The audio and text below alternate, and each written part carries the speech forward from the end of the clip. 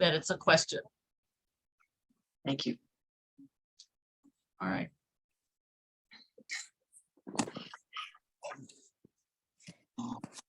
So again, lots of information here, but just know that this is going to be available to you, so don't panic and don't try to copy it all down. So tonight we want to cover researching legislators' positions on AAUW and committees they serve, ways to communicate with your legislators, and we've given you some of these pieces before. We have a guest speaker tonight, and I think that will be very informational for all you. We'll have time for question and answer, and then talk about what our future webinars are.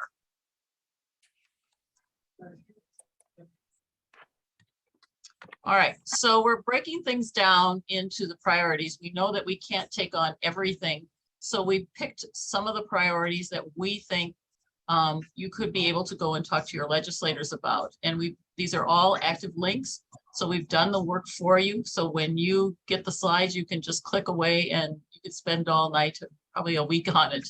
But these are all from the AAUW website. So when we talk about priorities in education, we have a number of categories here that they're lobbying around, and lots of information there. So those are all links to our AAUW website. So the first priority is education.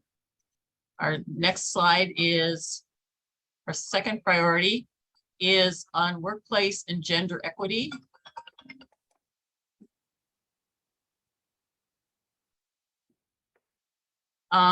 And the last priority is around leadership. So those things of barriers and biases, your explicit bias, and global connections. So these again are all links onto our website, or the AAUW website.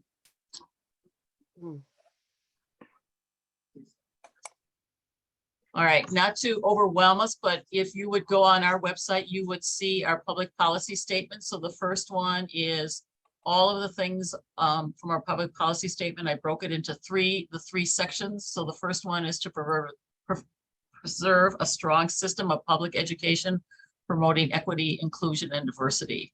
And these are all the things we advocate now on. And so we're not going to focus on all of these tonight. We're going to pick a few of them as we go through, because we think that these would be the ones we need to pay attention to for this year. All right, so that's the first one. The second one is economic self-sufficiency for women. And that we'll touch on a couple of those things. And of course, we've heard a lot of that after the pandemic, and some of the things that became highlighted that we didn't notice before. And the third one is to guarantee equity, individual rights, and social justice for a diverse society. And again, here are all the points, and you can find this in its entirety on our website. And these are the things we vote on every 2 years when we go to convention. All right, next slide.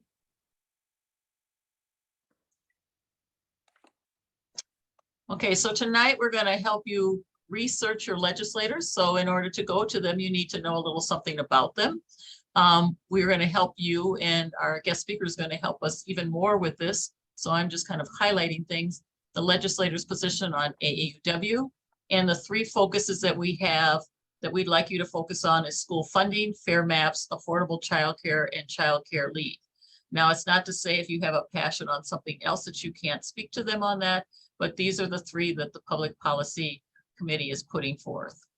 Another thing we want you to do is find out what committees they're serving on.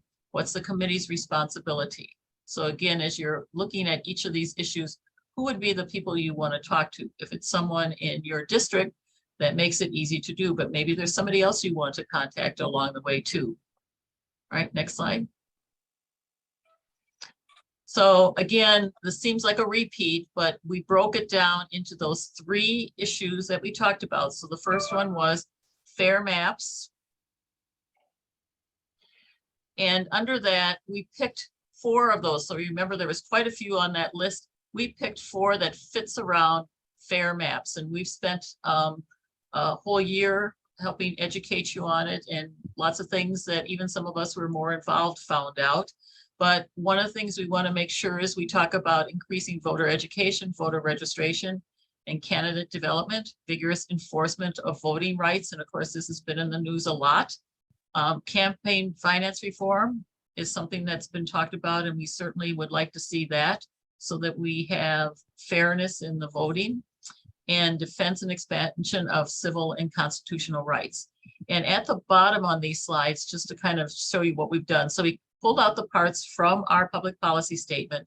And then at the bottom, we put a collaborating organization that we have used, who have been speakers on our webinars. And so this is the Fair Map site. Again, these are all active sites. When you get the slides, you can join and take a look at any of those on your own, or use them in your branch meetings if that's what you choose. All right. The next issue that we talked about is school funding. So we'd like you to go and talk about school funding. This is more about AAUW and the fact that we support public education, equity funding, education programs that address equity issues, which is a big issue right now. Opposition to diversity of public funds to non-public schools. Again, this is not about your feelings, personal feelings. This is about bringing forth the AAUW mission. And again, the collaborating group with that is the Wisconsin Public Education Network, and there's their link for you as well. All right, next slide. And then the last issue is, which has become very evident after the pandemic and the staying at home, is affordable childcare and childcare leave.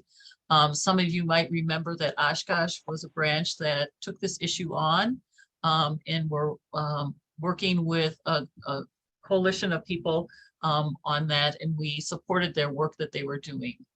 And again, the group that we put there was the Support Women's Health, which is the Alliance, the Wisconsin Alliance, and we've had them speak as well on our webinars. So again, just to recap, these are the issues we think as a committee should be kind of at the forefront when you speak with your legislators. Again, if there are other pieces of our policy that you're more passionate about, you can speak to those, but we're just trying to pull it so that it doesn't look so overwhelming. All right, next slide. Okay, so communicating with your legislators. There are lots of things you can do, and Katie, our speaker, is going to talk a little bit more about ways to do it and how to be effective. But it always works when you have some kind of introduction email or letter. We've given you some things here. So congratulating on their election or re-election, letting them know you're a member of AAUW. Issues you're concerned about, set up an appointment in your district office, or if you want to go to the Capitol or via Zoom. I know some people have done that. We just put in their parentheses, just realize that you may end up with an intern or a staff member, but you can still take your message to them. It just happens sometimes. We've got some other information, legislators hotline, and then for information, and then following up with them as a thank you. So even if they don't agree with you, you've given our message to them, and then you can always thank them. We always want to be polite. All right. And we have lots of information, and Katie will give us some more, but here are some other ways to follow your legislators. The legislative schedule, the hearings, Wisconsin Eye. So many ways that you can do that. And we've recapped it in other ways along the line. And we've also put together some documents in a toolkit for you. And we put the link on here as well. So we have lots of things that you can sort through, use it yourself, small group, or as a branch to do some of this work. All right. And I just wanted to add in this for those of you who get the the Washington update. This was sent out January 11th, and it follows some of the things we were talking about. Take action on the most pressing policies. And this is right off, if you've signed up for action alerts and the 2-minute activist, you would be getting this publication emailed to you. So how to hold a meeting. So even more information for you. All right, next slide. Next slide, Anne. Thank you. Okay, so I just want to remind you that just remember that these slides will be available on the website. There will be resources. There will be a link there. We want to answer questions at the end. And again, just reminding you to put that Q in front so we know that it's a question. And Mary will be monitoring that, and we'll try to give enough time for questions as well. All right. All right, I want to give plenty of time to Katie to speak tonight. And so Katie has come to us. She's had some experience with public policy affairs and how to talk with legislators. So she's been a lobbyist, continues to do that. And you can see there the list of some of the things that she's done. And she's also worked in the Capitol and as a legislative intern. So she has lots of experience she's going to bring to us tonight. She's going to show us how to navigate some sites and some of those quick tips to do to hopefully hope it will be a successful contact that you might do with your legislators. So with that, Katie, if you'd like to pull up your slides, we can get started on your part. Okay, thank you. First of all, thank you so much for having me. It is really a pleasure to be here tonight. I'm really excited to talk with you all. Bear with me because I'm used to Teams versus Zoom. I mean, I've been on Zoom. I mean, we all have, right, for the last couple years. But hold on one sec. I need to move this over so I can, there we go. So can you see my PowerPoint here? We can see it. Okay. Yes. Okay, great. So again, bear with me. I'll be navigating around a little bit between this PowerPoint, excuse me, and a website that I think you all should familiarize yourselves with. But again, I'm really pleased to be with you tonight. When your fellow member, Cindy Zardi, asked me to come and speak with your group, I jumped at the chance to do it, really for two reasons. I truly do love talking about this stuff. I love politics and government and relationships and coalition building and finding common ground. And I just really have a great interest in it. It's a frustrating process at times, which I think we've all experienced, but it also can be very rewarding. And the second reason is this is a really small but wonderful opportunity to give back to Cindy in a way. She was someone who was a strong female role model to me and a mentor in my life. And so when you can do those small little things, it really is a nice way to give back. So I'm really pleased and excited to be with you all tonight. So this evening, I'm here to talk about meeting with your legislators. And as Stephanie mentioned, I have some experience. I hate to mention how many years of experience because it makes me feel older than in my head what I really think I am. But I have been doing this for over 20 years. But we also have a real live legislator online tonight too. Representative Nancy Vandermeer, I saw joined. So Representative Vandermeer, please, jump in too with your comments as well, because I think that's valuable way for people to learn and be educated about this. Lobbying really, just as a little introduction, is very much like sales. But instead of selling a product, you're selling policy ideas. So it just kind of think of it similarly to that.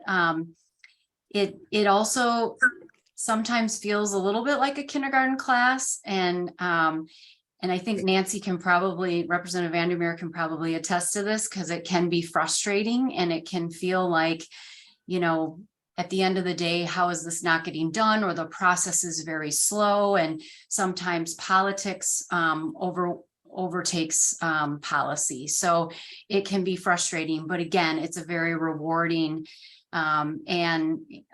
process to be part of. So it also requires patience. It's a necessary ingredient to lobbying. And really effective lobbying takes time, it takes relationship building, and it takes strategy. So I just as an intro of that tonight. So I'm going to go over some just kind of basic, simple steps for meeting with your legislators and some tips on that. And we'll talk a little bit about that strategy at the end. So the first step is really kind of simple. Do your homework. Okay. So who are your legislators? What is their background? How have they voted in the past? What committees do they serve on? And I'm going to navigate right now over to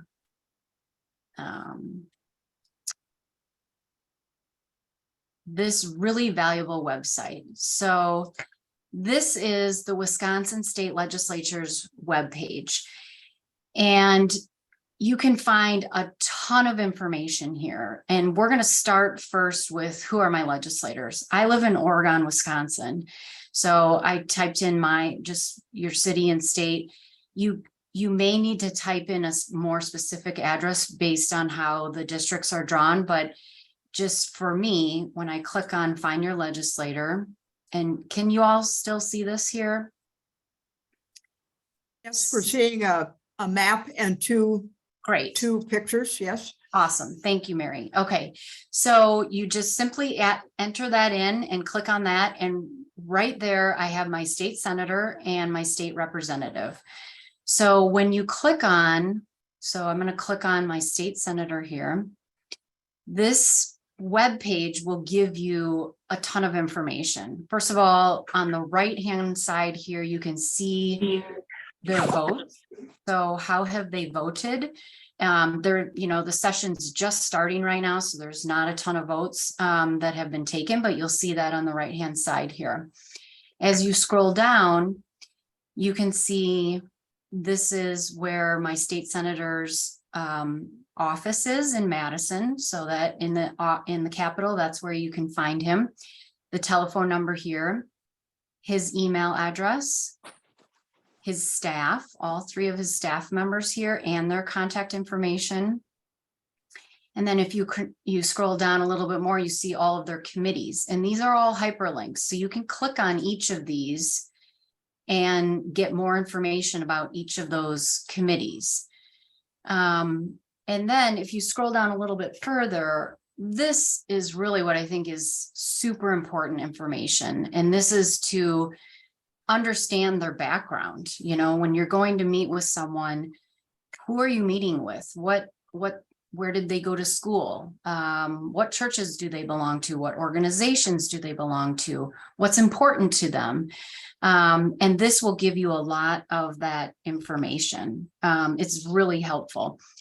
You can also find up here, right underneath their picture here, is a home page, which is a little more specific to them, and they can tailor a little bit more and has some more information on it as well. So, there's the biographical information that's similar to, I think, what we saw on the other web page there, but also this news and media, so you can see their press releases. Again, we're just starting session here, so there's not a lot for 2023, but it looks like he's got quite a bit of historical press releases there as well. So I think the point is, really try to learn about who you're meeting with ahead of time. I think it's really valuable to do that. So, and it will help you in your meeting essentially. So this website also, so again, and remember, you have two state legislators. So you have a state senator and a state representative. So this information is same for the state representative. She is newly elected, so her web page isn't populated as much quite yet, but there is some information there. So in addition to sort of the background of legislators, this web page also has a lot of other information, including the calendar when both chambers are meeting. And you can also go, so if they're in session, so if the Senate in session, let's click here. And if they were in session, this would be a lot more active, and you would be able to see a lot of what's going on here, what they're currently voting on, who's currently speaking, and you can also get that audio. But then also Wisconsin has a sort of a Wisconsin version of C-SPAN, which is called Wisconsin Eye. If you're familiar with that, there's a link right there that will take you right to that. And then right here is also, I find very interesting, which is Eye on Lobbying. And that will give you information about who is lobbying on the topics you're lobbying on. So you can identify maybe who is in opposition to you on a particular topic, or who might be some good allies as well. So I always find that to be valuable information as a lobbyist as well. So again, this website has a lot of information on it. I think just spend some time navigating and clicking around and reading, and I think you'll find it valuable. And it's certainly valuable as you, I'm going to go back to my PowerPoint here, as you prepare for your meeting with legislators. So the second step, again, very simple, is to schedule an appointment. So before you make an appointment, I think sometimes it's easier to team up with somebody. So I think consider if it makes sense, if there's someone in the same district that you're comfortable with, consider teaming up and bringing a buddy to this meeting, because it can help. You know, sometimes these meetings might feel like they're intimidating or something, but it can help to bring a buddy along, you know, and sort of build confidence in that meeting. It also helps to kind of break that meeting up a little bit too, so that you can kind of keep their attention as you go along. So, you know, the request can be made very simply via phone number. Again, I showed you where that phone number is, that you can find their Madison number there, or you can also send an email request as well. If you do send an email request, you may want to consider copying staff as well on that. And then when you are requesting, and I'll get to this, I skipped ahead here on one bullet, but one point I wanted to make, when you are requesting a meeting, you know, I think it's appropriate for you to state the purpose of your meeting. You know, in your case, you know, I'm a member of AAUW, and we are meeting with our legislators to discuss, and whatever it is, those issues that, you know, I know you guys have a wide range of issues that you're talking to legislators about, but, you know, just as an example, so I'm a member of AAUW, and, you know, I'm reaching out to schedule a meeting to discuss public school education for the Toma School District. So try to be as specific as possible. But you don't need to get obviously into the details, but just so they have an idea of what the meeting's about. So this last piece about scheduling a meeting is in district meetings versus capital meetings. And there are some advantages, I think, to both of them. I would say the bottom line, and I'll probably repeat this at the end, is that both get the job done. So whether it is in the district or, you know, it's in the capital, both of them get the job done. Now, just let's talk about capital meetings for a second here.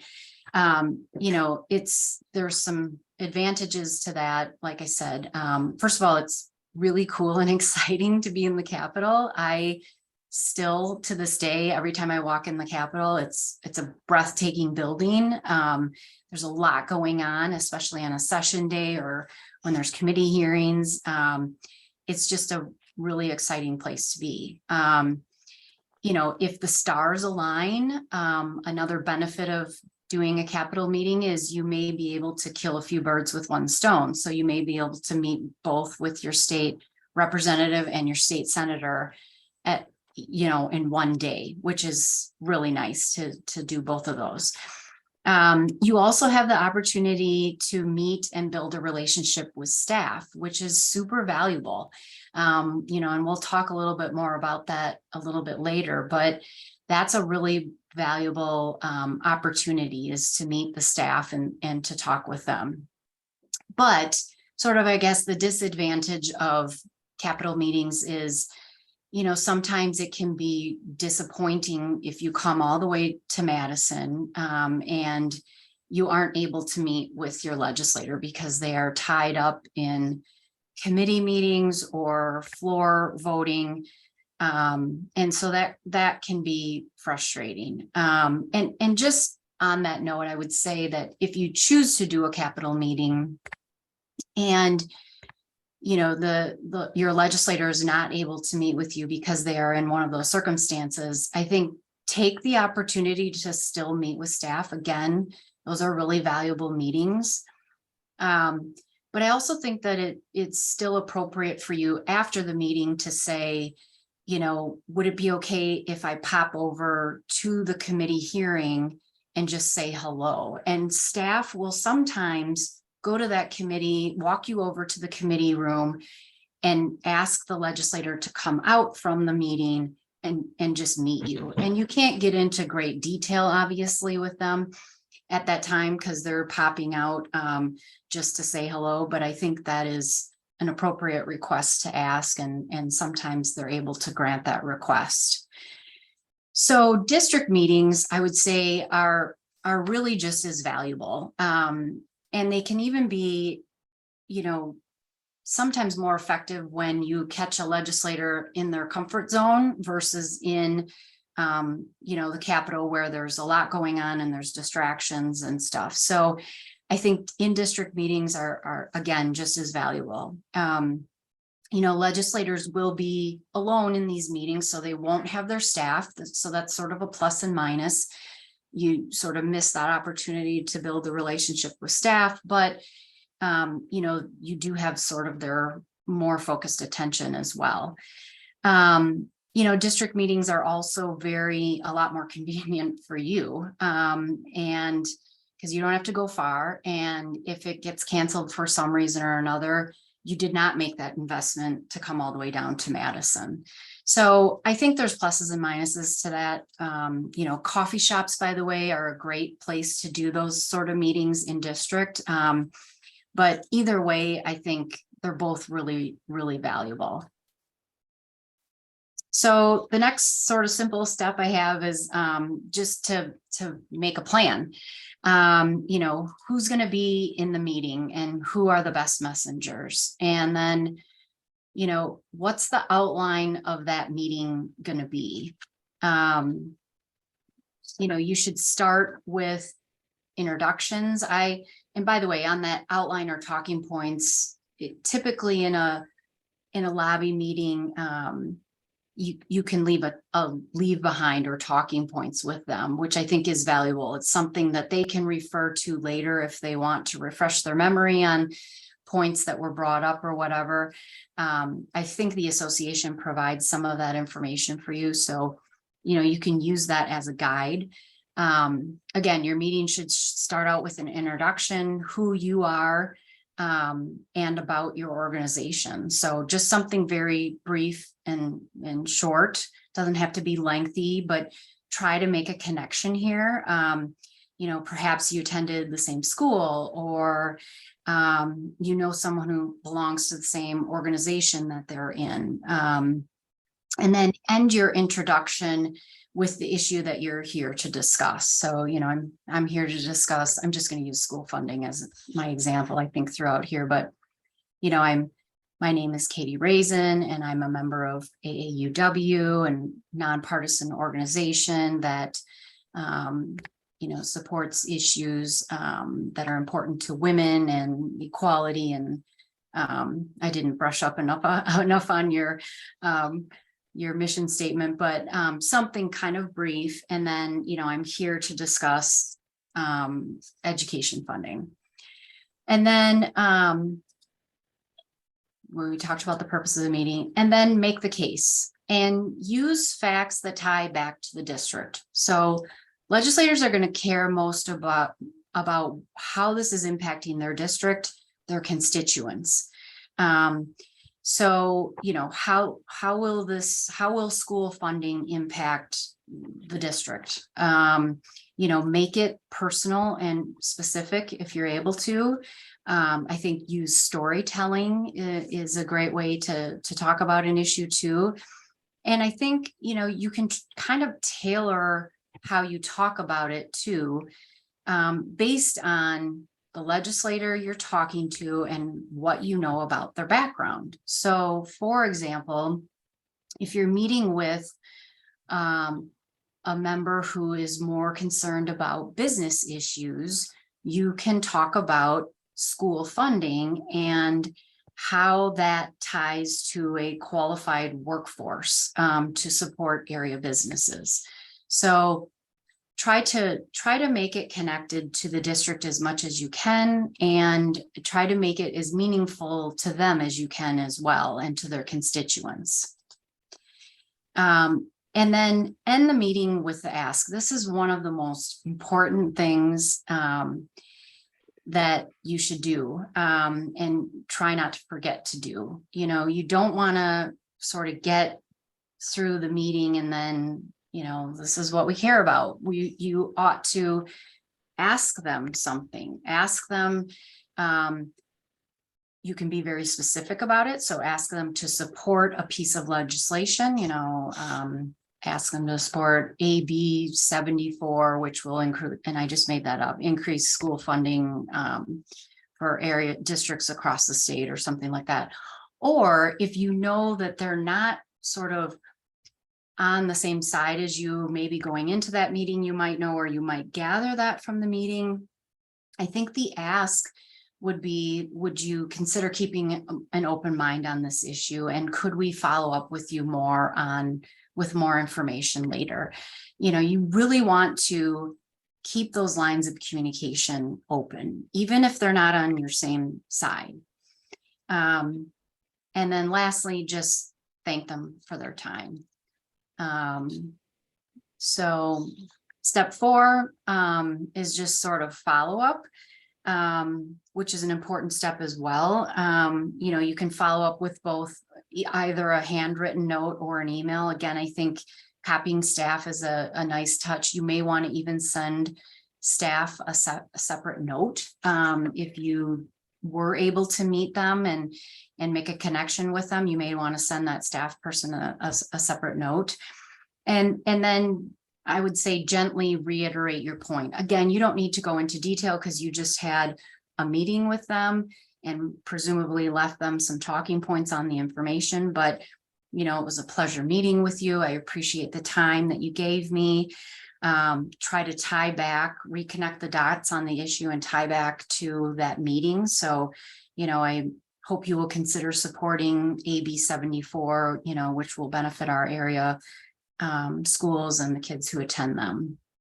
And then, you know, lastly, I would say follow up, but don't badger them.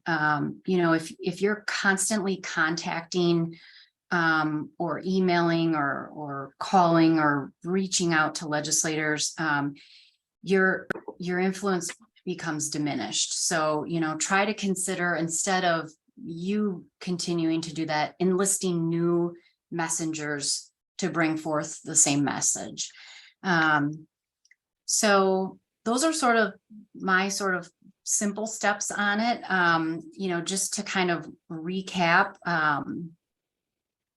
you know, make a plan, stick to the plan. I think it's really easy to chit chat and, you know, before you know it, your time is up and you haven't even had a chance to sort of talk about your issues. So try to stay disciplined, use that guide as a way to kind of stay on task and make sure that you make all your points. And again, make sure you make that ask at the end.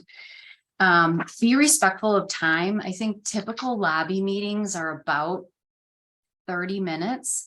You know, so I think it's appropriate after 30 minutes to say, you know, are you still okay on time? If not, we can wrap this up.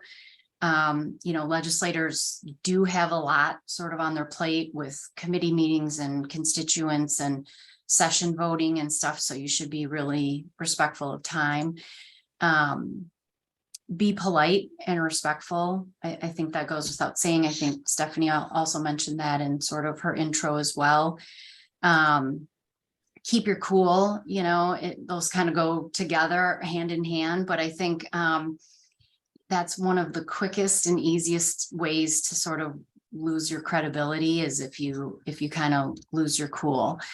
You know, be kind to staff. I think we talked a little bit about this, but I want to emphasize this a little bit more. I think, you know, staff have a lot more power than I think people maybe think. And they have a lot of influence, and they can be really great resources. And they also sometimes grow up to be legislators. So it's also a relationship in the making right there. So be kind to staff. Again, follow up, but don't badger. You know, we talked about that. And then play the long game. You know, at the beginning, I sort of mentioned that, you know, lobbying, effective lobbying takes time and relationship building and strategy. And, you know, I think these issues, and particularly the issues that you all are have prioritized as your association, those are big ticket items. Those are not items that typically get done in a session. So you ought to approach this as, you know, this isn't a one and done meeting here. You know, this is sort of a follow-up, and that's why it's really important to keep the door open and keep that dialogue available.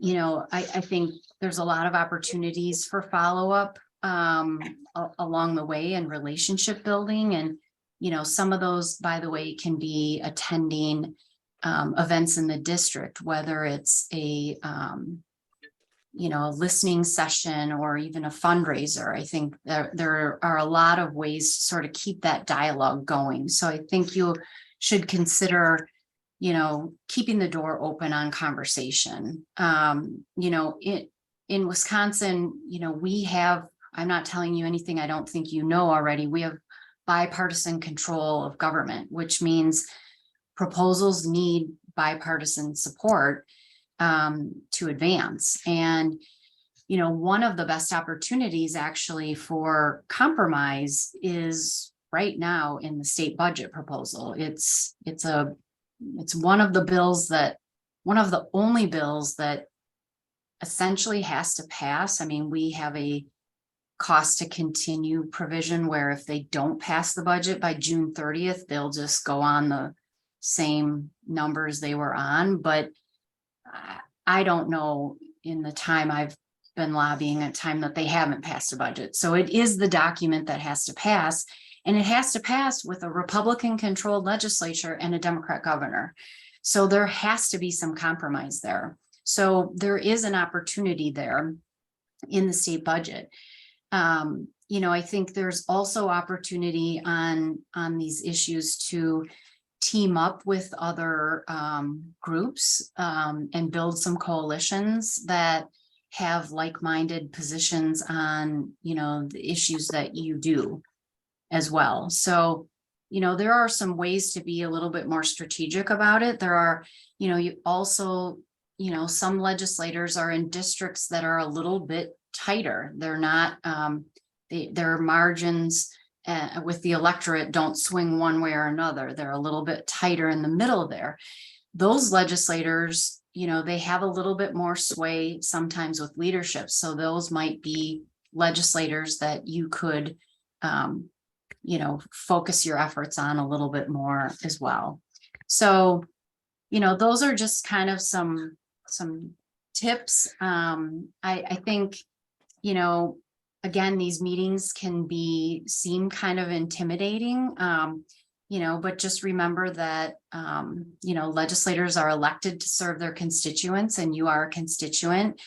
And they are usually just regular, really nice people as well. So, you know, I hope that, you know, you have the information that you need, and I'm happy to answer any questions that you might have. I hope I didn't go too long. I tried to watch my time here, but. You did well. Okay. So I want to thank Katie now. We'll thank her again later, but to thank her for kind of sorting out. I know I gave you lots and lots of slides in the beginning, but she helped to sort it out for you in a way that you can go about it. So our next thing that we want to do is we want to do just a little bit of role playing. And so we have Jean and Cindy are going to do a little role playing on how you might talk to a legislator. The script for this will be in our toolkit, so you don't need to copy anything down, but just in listen to what they say and how they go about it. So Jean and Cindy, you want to take it away? Okay. Is there anything we have to do or just talk? We just talk. Okay. You just talk. So one thing I would just say is perhaps people would like to evaluate how effectively we've created this role play based on the information that Katie gave us. Did we follow her suggestions? You can decide that as you listen. Okay. Thank you for taking the time to meet with me to discuss some issues that I'm concerned about. My name is Jean, and I'm one of your constituents, as well as being a member of the state of Wisconsin AAUW, which is the American Association of University Women.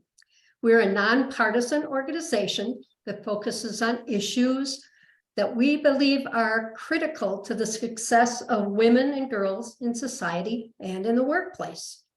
One of those issues is having strong public schools for all children, regardless of one's zip code. Educational opportunities for children should be as equitable as possible, and that requires more funding for schools in rural Wisconsin and for children living in poverty. In addition, increased funding to address the needs of students who have experienced trauma and to respond to the social, emotional needs of students is also needed. Public school funding in Wisconsin is very complicated.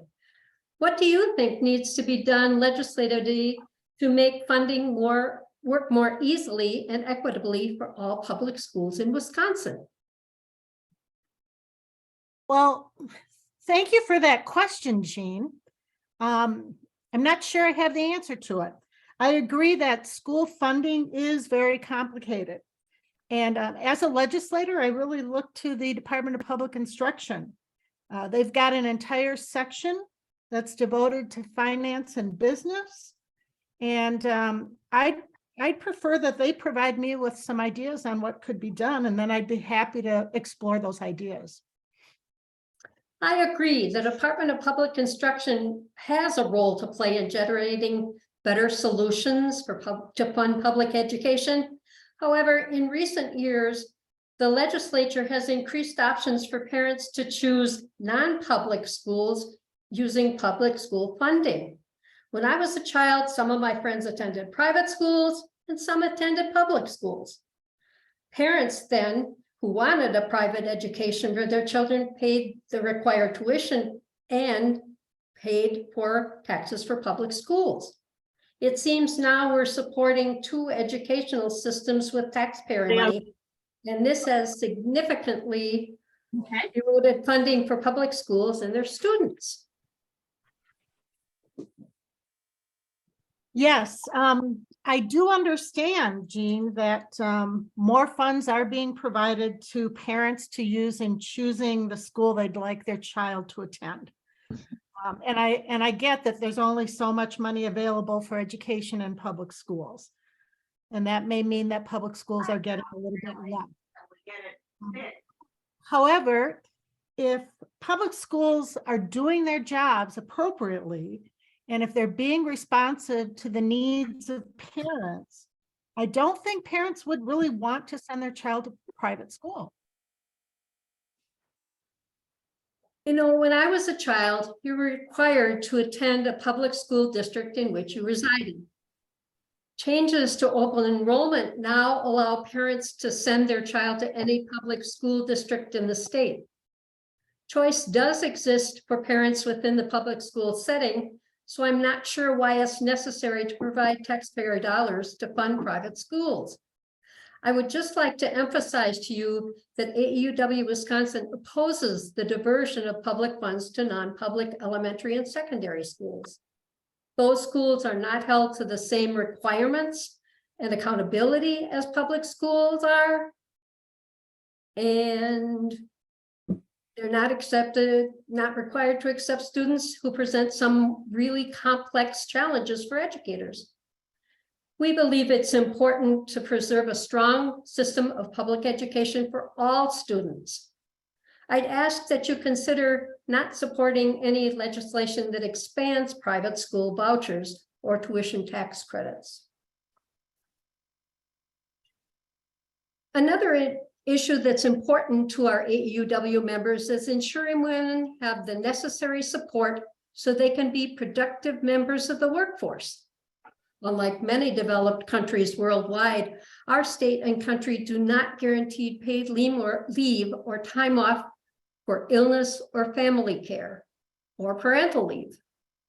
Quality childcare is so important for mothers who want to ensure their child will be well cared for while they're working. Many families must make hard choices about care for their children or family members while finding ways to keep their job. What types of legislation might you support to mitigate this issue for Wisconsin families?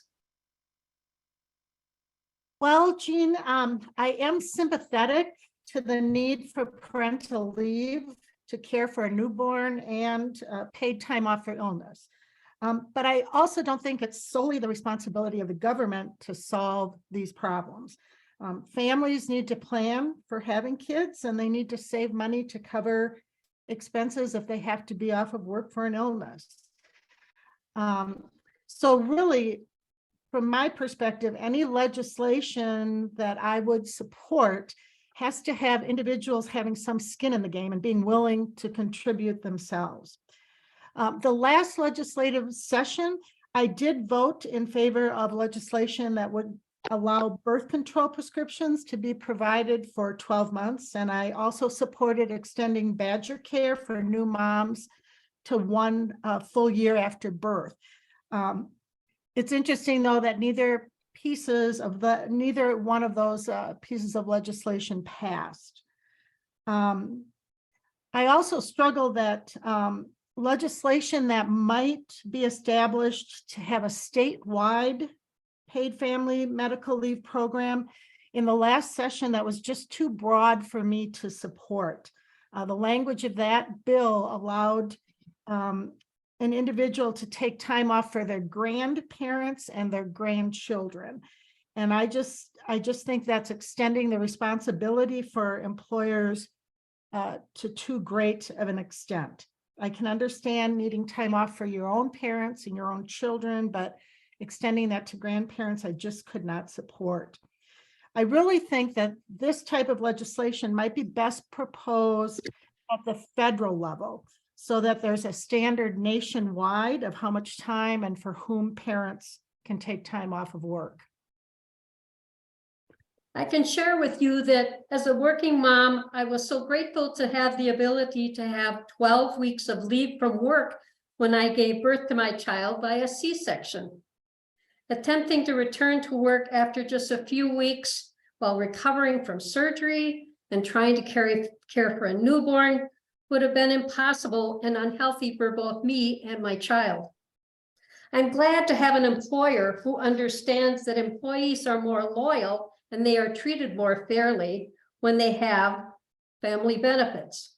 Unfortunately, not all families in our state have that kind of support.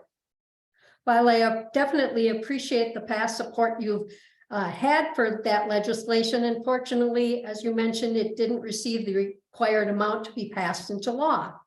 I hope you'd be willing to support similar bills if they're introduced in this legislative session.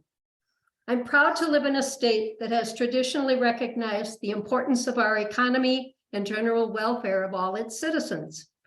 Our state could be viewed positively if the legislature took the lead on passage of a bill that provided a statewide paid family leave program. It would be a way to recruit workers if efforts to provide quality childcare and a statewide paid family leave program were promoted. AAUW believes that programs that assist women in becoming a vital part of our economy are important. These programs improve the economic security for both Wisconsin and Wisconsin families.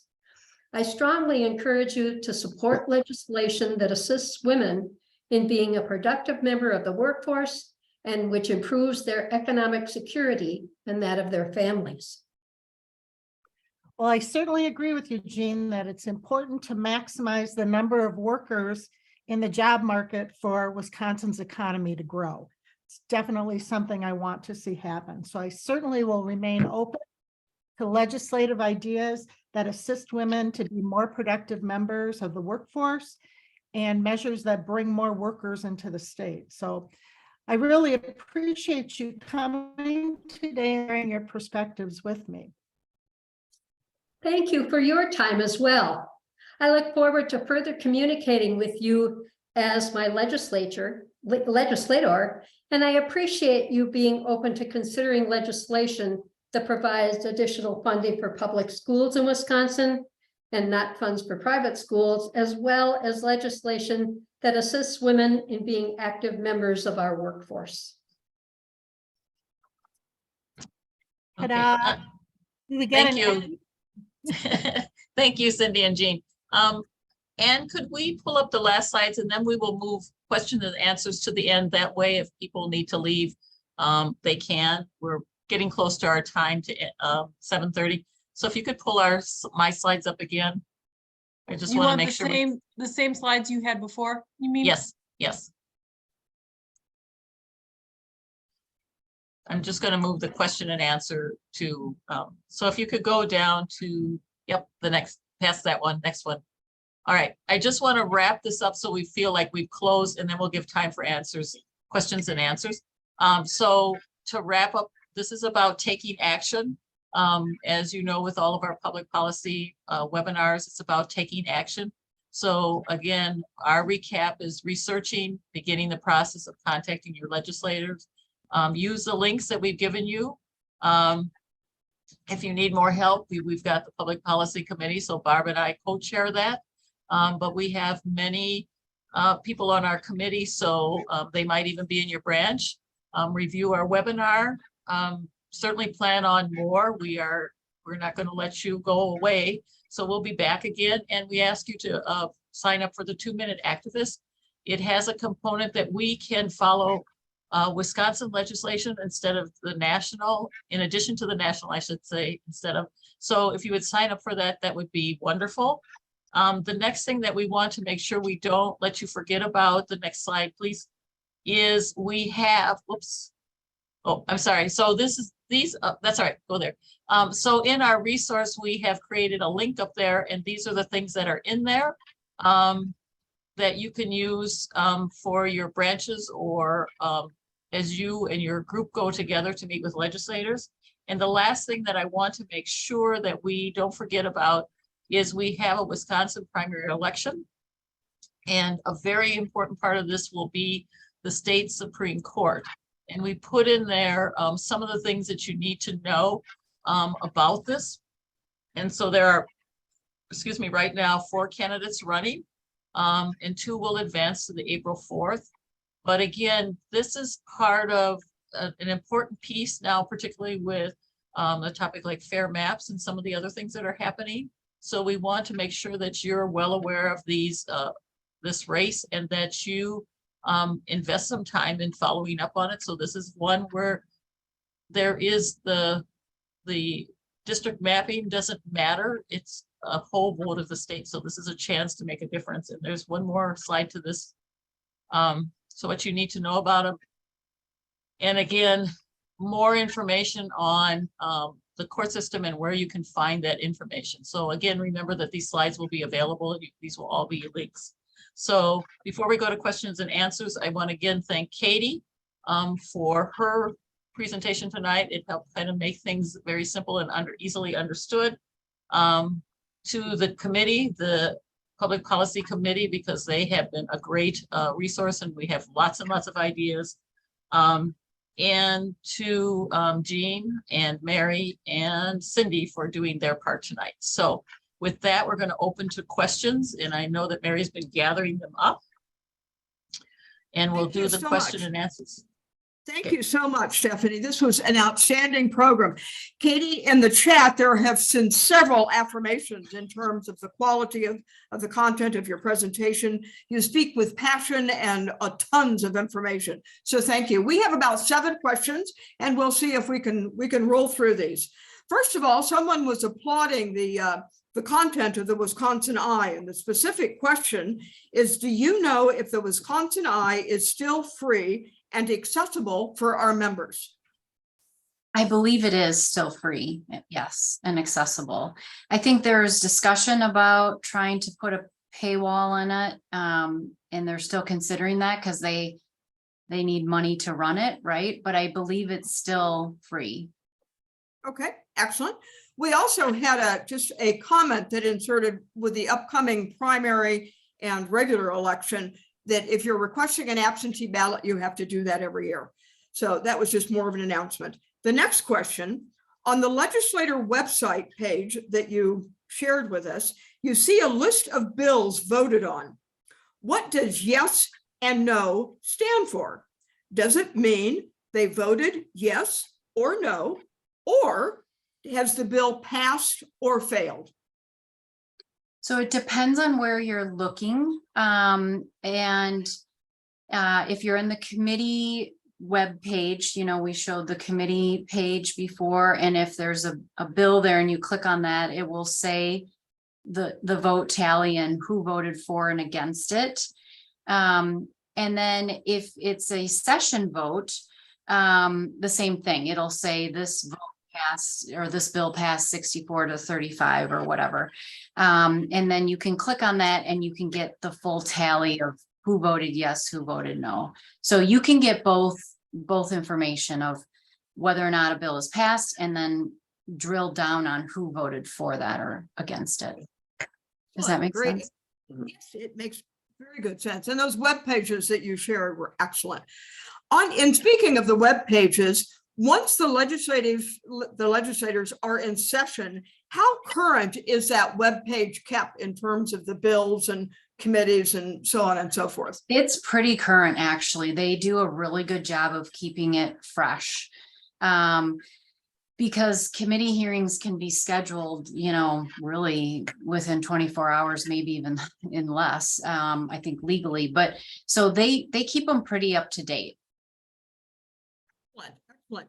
And here's a question about committee assignments. Are legislators assigned to committees that they want to be involved with, or they assign based on their seniority or question mark? There's a part 2 to this, but we'll do part 1 first of all. Committee assignments. Committee assignments, it's both. And again, Representative Vandermeer, chime in here if you'd like, please. I think they give their preferences, but I also think their preferences are bumped a little bit higher based on their seniority as well. So it's a little bit of both. Thank you very much. The part 2 of this question is, can one assume that they will be knowledgeable of the facts and the figures of such committees? I mean, I think some of them are, but they are there to learn, which is why this program today is so important, because as constituents, we are there to also educate them, whether you are a citizen about an issue or a business that has an issue. You know, we have a responsibility and a participation in this as well. So legislators absolutely do not come with all the answers and know everything when they get to Madison, but they all each have their unique background that they bring forward, which is what's so cool about it, right? And then they're also, you know, part of their job is to go back to their constituents and to listen and to learn and to weigh both sides and how their district feels about something, and bring that knowledge forward. So. There was a part 3 to this question, a real simple one. Are committee meetings open to the public, Katie? Yes, they are. Excellent. Okay, we just have a couple of more questions. In your opinion, will legislators set... Go ahead. Did Nancy have something? I just wanted to add a couple points if I could have a few moments. Would that be okay? Absolutely. Yes. Thank you, Mary. I wanted to talk about committee assignments just very briefly. And Katie, you are 100% yes. There's, I see a number of different factors how representatives are assigned to committees. But one of the things that I've noticed that many times is beneficial is having members in our committee with professional experience in that background, in those areas. For example, I'm on the agriculture committee. We have a number of professionals from the agricultural areas in there, farmers and similar, those who maybe had agriculture related businesses. So that can be very, very helpful in that. I'm also on the health committee. So we have a number of health professionals who are now representatives who are represented on that committee, and then they bring that depth of knowledge to us. So that's very helpful. You also had a good question about how do we gather information to have maybe more granular information when we're making decisions in our committees. And Katie, you can speak to this as well, but we have a couple of bureaus that are at our disposal in the legislature. We have legislative counsel, and that's kind of our team of attorneys that we can ask those questions in developing bills or amendments, etc. So, you know, that's very, very valuable in the work that we do. Also, we have the Fiscal Bureau. That is tremendously valuable. Our Fiscal Bureau is, and Katie, I think you're aware of this, they are rated as one of the best in our country of all the states. Yes, yes. And those bureaus that I mentioned, they work on they're nonpartisan bureaus. So they bring us the data and then we can draw our conclusions from there. So I appreciate being able to add just a little more content to this. And Katie, thank you. It was so nice to see you. I think Yeah, it's good to see you too. you did a great presentation and bringing that awareness I to appreciate the members. So thank you all. Yeah, that's a really good point, Representative Vandermeer. They have some really great resources at their disposal that are nonpartisan. They are there to give them the facts. The Fiscal Bureau they're bean counters. They're so good at it, and they're super smart, and they know they have such a historical knowledge, you know, of the state budget, and as well as the Reference Bureau on legislative and policy issues. So that's a really great point. And thank you, Representative, for being here this evening. It's an honor and a pleasure that you had the time to join us this evening. So thank you. We have two more questions. In your opinion, Katie, will legislators set up a Zoom meeting? Like if you request one, maybe, Yes. or I think they would probably be open to it. I mean, I think, you know, we certainly did a lot of that during the pandemic, right? And that opened the door for that availability. So yes, I do think if you requested that, and maybe Representative Vandermeer has comments on that too, I think that request could be granted. It's easier. It's a lot easier to do, right? For both, I think both the legislator and the constituent. So yeah, I think they probably would honor that request. And our next last question, reproductive choice is a big issue in Wisconsin. Should we be researching facts as they affect women and then perhaps leaving a fact sheet with the legislature? And part two, is there a chance they won't vote along party lines? So part one, should we leave a fact sheet with the legislature with information? I personally think that that's always a good tool. I mean, it recaps whatever you didn't get across in a meeting. It's right there in black and white. It's something for them to reference later. So I'm a big proponent of doing that, of having a leave behind. So I would say yes to the first part. And then the second part was, is there a chance they won't vote along party lines? Yes, there is a chance they won't vote along party lines. I mean, we see it all the time, even on sort of really partisan issues.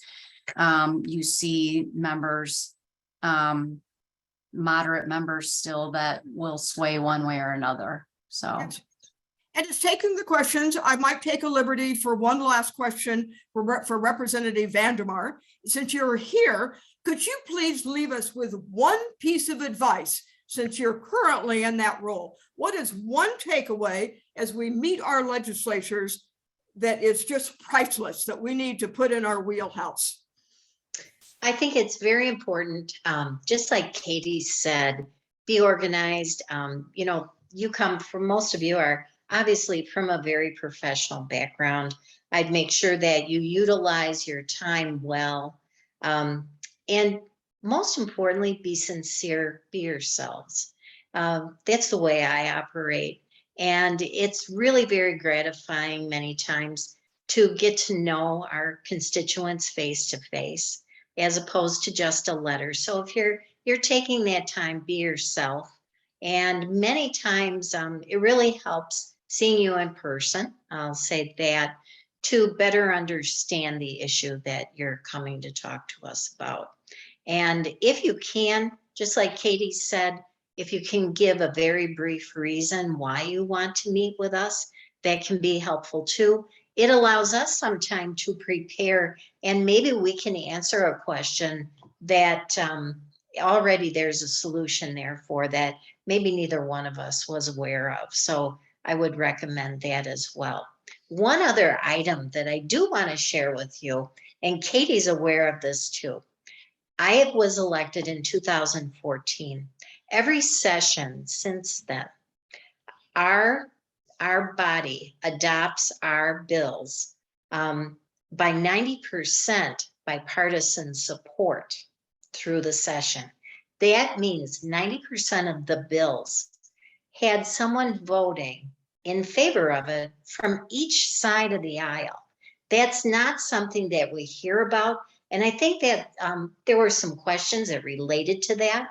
And I think it's very important that you are all aware of that and how we do work on solutions together. For the last couple sessions, I was chair of Rural Development Committee, and many of our solutions and bills we heard were very bipartisan. And so maybe a lot of that work isn't that salacious or notable for the media, but it does go on. So I want you to be aware of that. And many of those solutions are out there for the good of our state. Thank you so much. Thank you. And again, thank you for being here. And Katie, of course, thank you for your awesome presentation. I'd like to turn it back over to Stephanie. All right. Thank you again. And thank you, Katie and Nancy, for such valuable information. Cindy and Jean for your role playing, Mary for handling the questions so well.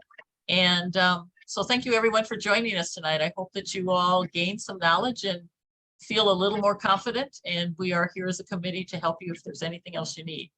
Yes, and the only thing I would add to that, Stephanie, is that this has been recorded and you are free to use any of the links, any of the video that you need to with your branches. I think we're glad to help educate anyone. We're glad to answer any questions, and we're looking forward to seeing you again at our next webinar.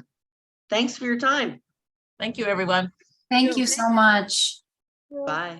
Good night. Great evening. Thank you. Thank you. This Bye-bye. is great. Bye-bye. Bye-bye. Thanks, Katie. Good to see you. Well done, ladies. Thank you. Maggie, can you stay on?